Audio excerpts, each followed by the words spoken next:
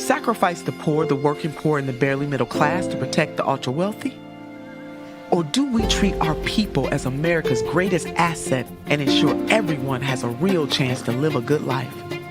Families are struggling with higher gas and food prices, stagnant wages, and shrinking benefits, while corporations make record profits. These are unprecedented times. Our leaders can't settle for just enough. They must fight for what we deserve. I'm Nina Turner, and I'm running for Congress because we deserve a voice for change in Washington. A leader who is on the side of the people, not out for the powerful or out for themselves. A leader who understands that healthcare has been denied to millions of Americans for far too long and will fight for Medicare for all. A leader who knows poverty is a policy choice and the minimum wage must be raised to a living wage. Who won't take a dime from special interest PACs or do their bidding.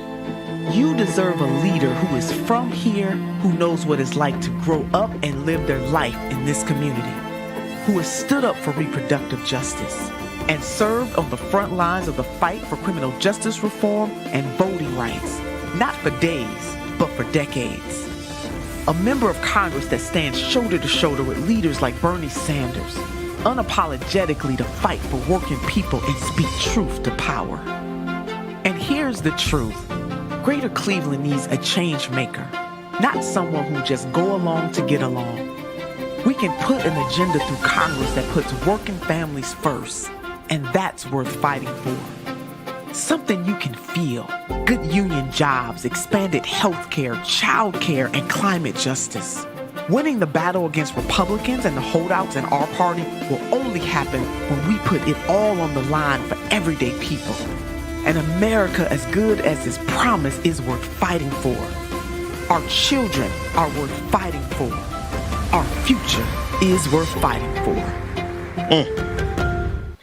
Sister Turner, there's a million and one things about your policies that I want to discuss and that I respect, but it's the matching the matching glasses, the frames for me. It just is like I absolutely love. I mean, and I'm looking at it's just I hate to go there, but it's a beautiful video, and it just touches the surface of the depth of what you bring, which is why I have and continue to support you. You said a line in that commercial that I got to dig into. You said poverty is a policy choice. Can we talk about that for a minute? Because the government actually did some good in 2021 by the checks, cutting down childhood poverty. We can end poverty if we decide to. Talk about that for me. Yeah, that is exactly right. And I heard you giving the amens. It was touching my spirit. Mine's too. Every time I watch it and listen to it, it really does, and that is my mission summed up.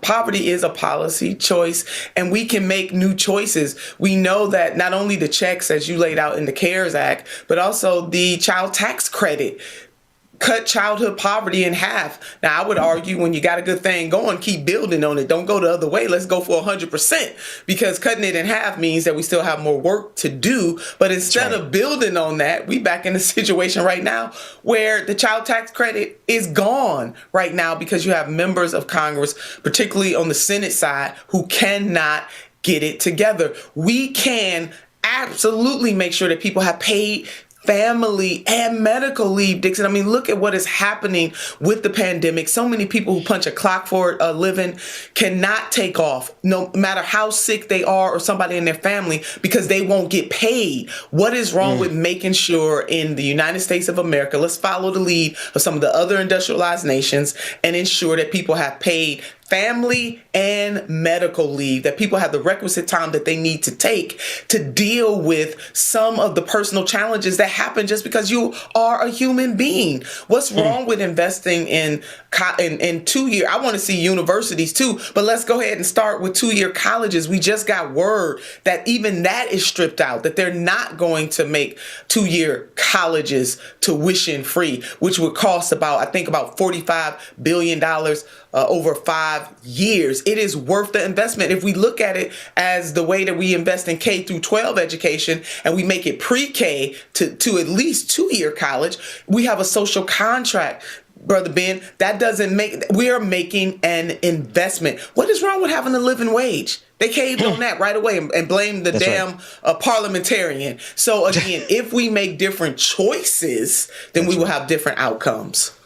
Absolutely. And I'm thinking about the race, the recent race, and I came up to Cleveland to cover it, and I saw the negative ads all over the city. I mean, they really came after you, and I think it's meaningful for us to actually lay that out. They have been coming after you specifically. This is not a fake grievance. You know how sometimes when preachers in church, they always preach about haters, and a lot of people they don't have haters. You literally have people with political power who followed you all around the country back to your district to make sure that you did not win on behalf of the people. Why are there so many people afraid of your campaign? Because they know that my only special interest will be the everyday people in my district and in this country. That if having Medicare for all is wrong, I don't want to be right. If wanting the minimum wage increased to a living wage is wrong, I don't want to be right. If standing up and saying unequivocally that voting rights must be protected and expanded is wrong, I don't want to be right.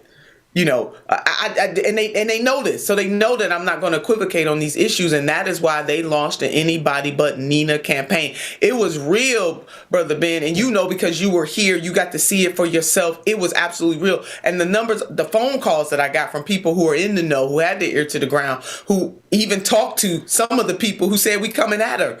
They made it very clear that it was going to be Anybody But Nina. 13 people in the race, and they came at me with everything that they had to try to stop me. And why? Because I want Medicare for all, because I call out injustice, because I say to both my party and these recalcitrant Republicans that we must do better, should do better. And if you don't want to serve the people, get the hell out of office. That's why you coming at me in that way? And because when my emotion fits the need. So for all the pearl clutchers and the tie tighteners, get over it. You know, they tried to use angry black woman. They did use angry black woman. Well, I'm here to state I am mad as hell about the suffering of the people in my district and in this country. And baby, if you're not mad, God bless you. But there's some angry folks out here, and we need to challenge that anger and use it to push for change. You know, I think Mrs. Rosa Parks was angry that day. That she said, I ain't getting up. I ain't moving. Not this day. I done did it too many times. I'm not doing it today. It's clear the Reverend Dr. Martin Luther King Jr. was angry as he analyzed this country and called to question its very moral fiber when it came to materialism, racism, poverty. Yes, he did. Minister Malcolm X was angry. Hell, people who are angry and use that anger to righteously indict suffering, to call it out. Nothing wrong with that. And a whole host of other folks, you know, Daisy Bates, angry, another angry black woman, you know, in the civil rights movement. So many people, Dixon, that we can name. They were mad as hell and they weren't going to take it anymore. They challenged this country, and they channeled their anger for what is right, for what is just, and for what is good.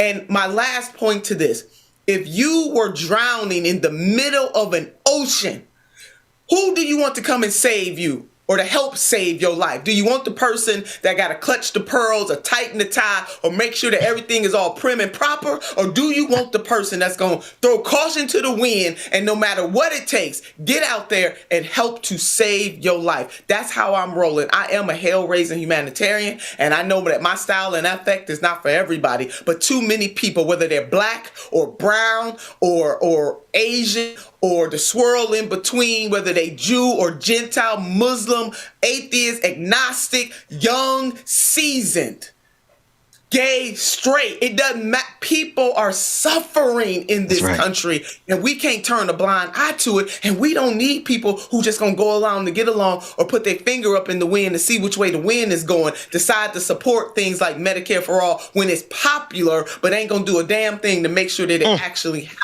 We don't need leaders like that. We need people who are going to actually make a sacrifice, even if it causes them some pain. And Brother Dixon, that's why Sister Turner running. Yeah, people are suffering. They out in the ocean drowning, and they need somebody to radically come out there saved. Oh man, you need somebody who can walk on water.